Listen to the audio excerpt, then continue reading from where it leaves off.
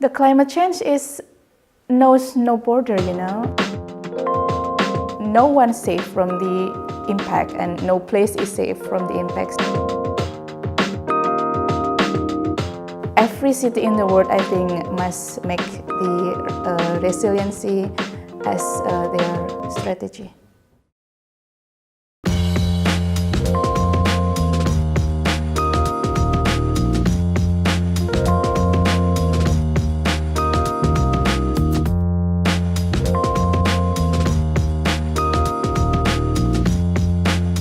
Closest to the communities, and we work with the communities. So we are obviously the best place to be able to do these initiatives. Our strategy has set 43 actions that needs to be taken and to be led by the local community in terms of institutions, local government, private sector, social community networks, and local with the collaboration with the diaspora.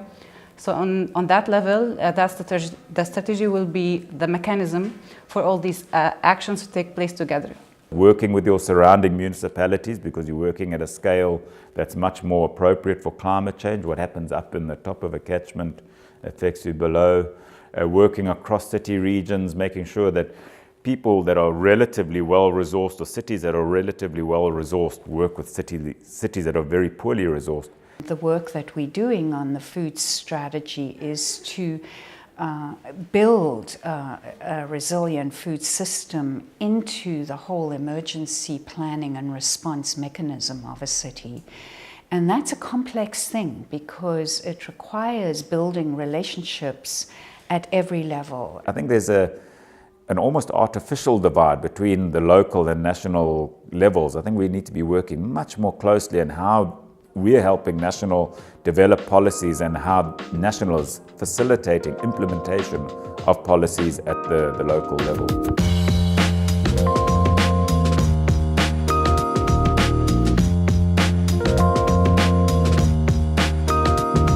Too often we see that we are organized in silos, and to meet the challenges of today and tomorrow, they are much more cross-sectional than before.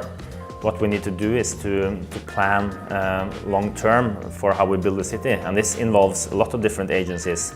The lack of integration between sectors, so they have their own ego, and it is a little bit hard to make them in an integrated way. What we have done in Oslo is we have brought the eight main city government agencies together in a working group, and we have created a strategy, and we are working now on implementing different measures. We're working with our colleagues in the Parks Department and also in the Environment Office. If we are to solve these solutions and create a better life in the city, it's not something that one department or one agency can do on its own. It needs to be a broad cooperation. This takes a bit of time to build these networks and bring people together.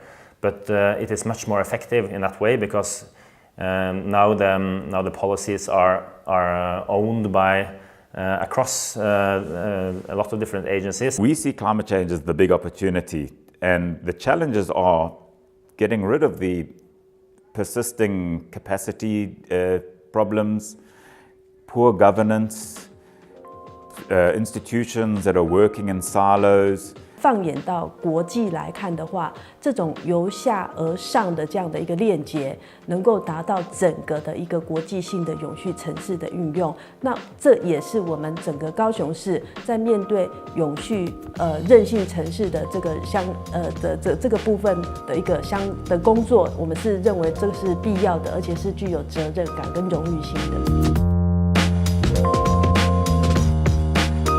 You have to think that while you build resilience within a city, you have to make sure that that agenda contributes to sustainable development at the same time. And I think one of the most inspiring things working on these issues in the city is that the link between what we do to both cut emissions but also prepare the city for the changes that will come. These measures are also very much linked to making city life better and the good life in a city. To stand against the scarcity of water, energy, social cohesion, catalyzing on our culture, our heritage in Ramallah. So if we're not addressing poverty while we're addressing climate change, and if we're not doing development while we're addressing climate change, we're never going to get anything right. So we see doing everything at the same time as key. Our city is resilient when every citizen are engaged and involved in the resilient action, and all the system in the cities are supported and adopted the resilient building and adaptation to the climate change. And the city could create a livable city for the citizen. It shows us that we need to also modernize the way we govern ourselves in cities and government and countries across the globe. It's hard to say when we will be truly resilient, because it's a goal that will be moving according to the challenges that we will face, and maybe we don't know yet what the climate change will mean. The practice and how you build resilience needs to be a continuous exercise. So again, what you can say is that you are more prepared to certain things, but you cannot say that you are already fully resilient. Knowing that resilience can be the key to unlocking all these challenges that we have, so I have loved to be a part of it and to see it being implemented on reality.